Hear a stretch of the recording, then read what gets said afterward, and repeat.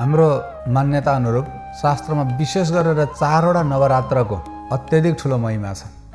त्यसमा 2टा नवरात्रलाई गुप्त नवरात्र भनिन्छ र 2टा नवरात्रलाई बाह्य रूपमा पनि प्रतिष्ठित नवरात्र भनेर भनिन्छ। विशेष गरेर आश्विन महिनाको शुक्ल पक्षको प्रतिपदादेखि दशमी पर्यन्तको दिन नवरात्र भयो एउटा, यसलाई शारदीय नवरात्र भनेर भनिन्छ।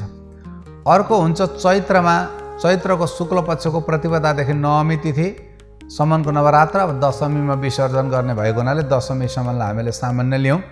त्यो नवरात्रलाई वसन्त नवरात्र भनेर भनिन्छ। यो वसन्त ऋतुमा पर्छ।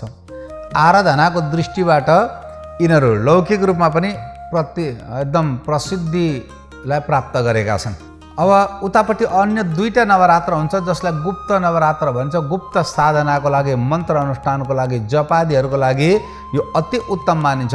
त्यो 2टा नवरात्र चाहिँ कुन कुन हुन् भने, एउटा त माघ शुक्ल पक्षको प्रतिपदादेखि नवमी तिथिसम्म, जुन बिचमा चाहिँ सरस्वती पूजा पनि पर्दछ, वसन्त पञ्चमी पनि पर्दछ, त्यो गुप्त नवरात्र हो भने अर्को चाहिँ अषाढ शुक्ल पक्षको प्रतिपदादेखि नवमीसम्मको तिथिलाई पनि गुप्त नवरात्र भनिन्छ।